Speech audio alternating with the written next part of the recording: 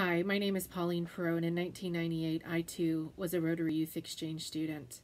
Given what's happening in the world right now with COVID-19, a few colleagues and I decided it was important for us to pull together some resources and thoughts on how youth exchange officers and students around the world can come to terms with what's happening with COVID-19. This message is for all camps of students. I realize there's all sorts of different situations unfolding. There are students who are already home right now, students who are trying to make their way home, students who don't want to go home, and students who can't yet go home because of travel restrictions.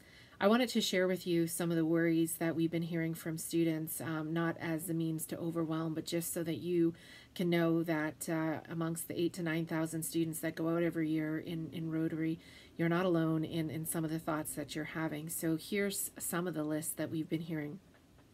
I can't say goodbye to my friends, my family, and my Rotary Club. Will the promised Rotary trips this spring still go ahead? Shall I just wait and see until a decision is made?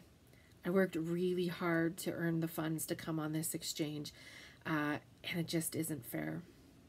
Some of the students are still remaining in my district, and me and my parents chose that I should go home. You know, what if the schools open again in a month's time and everyone goes back to school? I'm missing out. What then? What experiences might the students have who are staying when I'm already at home? You know, I came on this exchange with a whole bunch of goals of things I wanted to see and do. There's so much still on that list. What now? What if I stayed and things were to turn around? Am I a failure if I don't complete my exchange? I really don't want to be an early return. I'm not in control of so many things right now. There's canceled meetings, canceled trips, canceled flights, school closures, and self-isolation periods. But I am in control of choosing when and if I go home. Is my district chair really hinting I should go home? This is the third email I've received from them. Are my natural parents really wanting me to come home but trying to make it be my decision? Should I go home now? Or will I be stuck here? I don't want to be stuck here. And then there's working through that whole list of what I didn't get to do. No prom, no going to Ryla, no year-end Rotary Youth Exchange trips, such as a bus or train tour, no graduation with my class, no summer in my host country, no national celebrations in my host country that I was looking forward to. And there's dealing with the disappointment of things coming to such a quick end. This isn't the vision I had for my exchange. And lastly, I'm not a quitter. What is some of the reality students are facing who are already back home? I can't jump into schooling in my home country. I'm going to have to just sit around the next couple months and wait. Can I get a job to pass the time and save money so I can return back to my host country? Is going home really worse than coming on exchange in terms of adjustment and emotions? How can I adapt? How can I deal with the 14-day quarantine or isolation that some home countries are insisting on? It's hard because loved ones like my grandparents want to hug me, and I really should just stay away from them for that 14-day period. My local government has forced me into government quarantine away from my family. Life's changing now that I'm back home, and I'm worried how I'm going to fit in with my natural family again.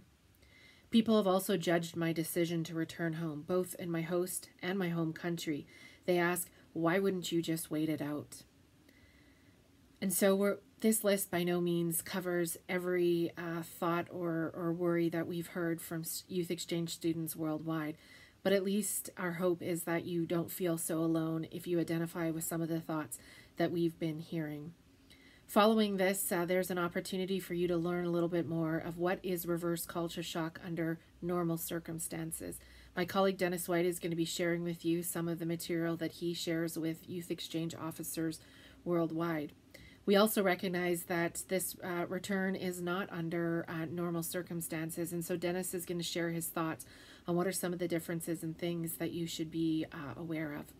He's going to pass the baton over to our colleagues Larry Kubiak and Paul Reagan, who are going to share with youth exchange officers and you what are some of the things that your district could be doing as a rebound class? What are some of the tools and discussions that you can be having under present day circumstances if we're still not allowed to meet each other face to face? What are the kind of debrief conversations and exercises and tools that would be helpful as you navigate this journey on returning home. Above all, we wish that you remain safe and healthy, and hope that you enjoy the list of resources or put to use the resources that we are gathering in hopes that they will be helpful with you. Please stay safe.